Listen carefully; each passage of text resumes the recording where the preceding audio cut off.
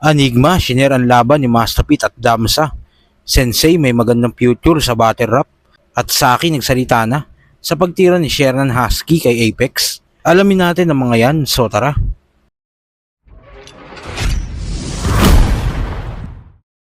Nakakuha nga ng isang boto si Sensei sa naging laban nito kay Poison 13. Akala nga ng marami, magiging basic lang kay Poison 13 ang laban na ito. Pero tila hindi nga ganun ang nangyari dahil sobrang effective nga ng ginawa ni Sensei sa round 2. Dahilan para pakabahin ng mga fans ni Poison 13. Di ba? Pansin nyo tuwing nabattle to, lagi itong nasa kanan. May tinatago kasing kahinaan tong si Poison, baka di nyo nalalaman. Pwes walang kawala, aking nabisto ang galawan sa mga video at larawan. Ano akala mong lulusot ka sa akin, boy? Eh kung ganito kita labanan. Kuya Kebs, dito. Tutok mo sa amin yung camera. Ayan, kita. On point ang mga bara ko. Di mo kaya na lumevel. Ultimo si Kuya Kebs, tuturuan ko umengel. Ano akala mo? Wala tong tatay. Magmula sanggol ka, diba? Tapos biglang architect daw papa niya. So sinabi mo mali ka. Pero wag kang mag-alala, hindi ako nandito para magpaka-kontrabida. Gusto ko lang malaman mo yung airbat mo na hanap ko sa social media. Noong nakita ko siya sa profile pic niya, baka magtampo ka na lang bigla kay Boss Enigma pag nalaman mo yung airpat mo nandito rin pala sa loob ng liga. Tol, halika.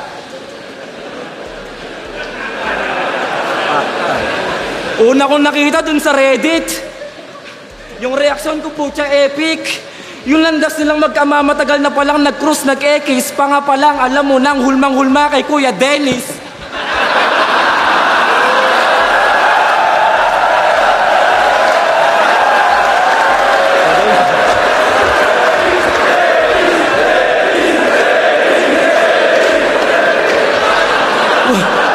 What a fucking small world! Liwalit ang mundo eh, no? Pucha, nice talaga. Hindi niyo maikakaila na mukhang mag-ama. O sige, para maging mas convincing si Kuya Dennis, lagyan natin ng vulcanize sa panga.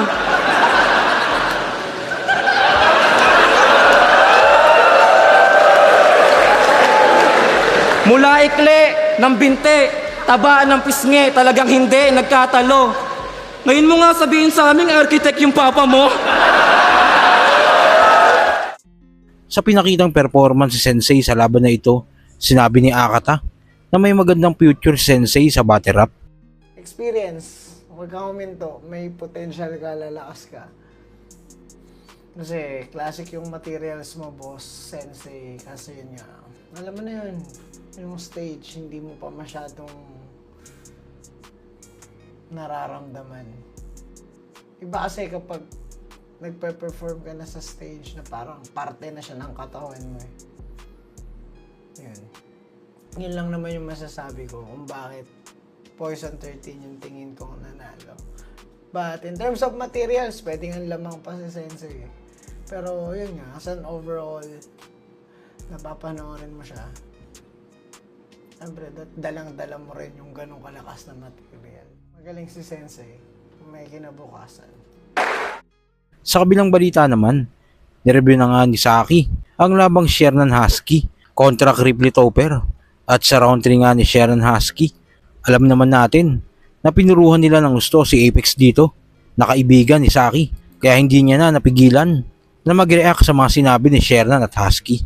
Hindi nyo masisira ang flip-top, lalo na relasyon namin. Yung sinasabi nyo at... Parang ang layo na. Sino bang gusto masira ang flip-top, tol? Parang ang layo na sa battle nila. Na napunta kay Apex. Parang hindi na siya atake kaya na ano. Pero yung nagsusugal do si Topper tsaka si Shernan, yun medyo malapit. Siguro in-expect nila na i-angle sa kanila yung sugal. Kaya parang naghanda sila kaagad ng counter. Tapos gusto rin nila gatasan yung issue ni Apex kasi medyo recent pa yun eh. Pero yun nga, yung inaabangan ng lahat, si Arik magsalita tungkol doon. Pero si Arik di talaga magsasalita yan tungkol sa anumang issue. Kaya ayan tuloy, nagsalita sila.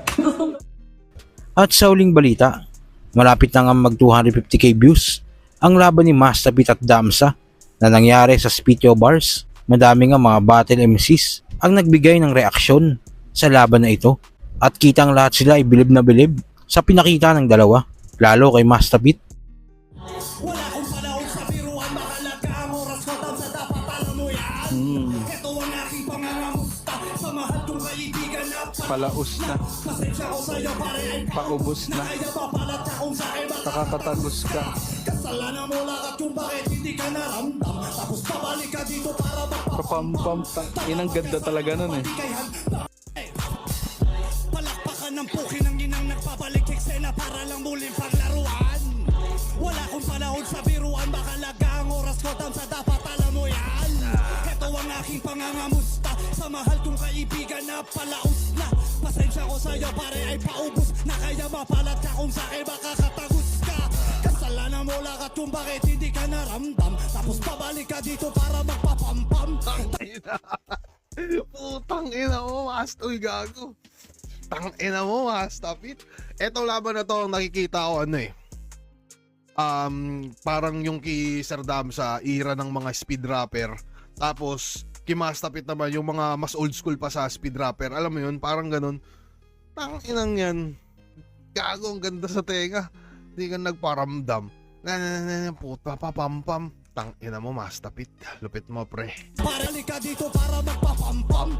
Tatapos ka, kasalanan mo lakat kung bakit hindi ka naramdam. Tapos pabalik ka dito para magpapampam.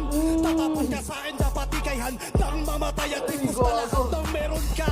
Teka, ano bang meron ka? Ako yung guro mo ngayon na naninermo na. Kung babanatan mo lang ako na blow mo na pambata, kalimutan mo na ang iyong pagiging makata. Magpasalamat ka. Biruan makalaga ang oras ko tam sa dapat alam mo yan. Ito ang aking pangangamusta sa mahal kong kaibigan na palaos na. Pasensya ko sa'yo pare ay paubos na, kaya mapalat ka kung sa'kin makakatagos ka. Kasalanan mo lakat kung bakit hindi ka naramdam. Tapos pabalik ka dito para magpapampam. Tatapos ka sa'kin, dapat ikay handang mamatay at tipos na lahat ng meron ka. Teka, ano bang meron ka? Ako yung guro mo ngayon na naninermo na. Kung babanatan mo lang ako na blow mo na pambata, kalimutan mo na ang iyong pagiging makata. Magpasalamat ka, magtropa. Classic si Mastapit, men. Putang ina. Damn. Dahil sa nagtrending na nga ang battle na ito, umabot na nga din ito sa ulo ng flip top na si Enigma at shinare niya pa nga na sabing laban at may caption na deserve daw ng million views ang battle na ito.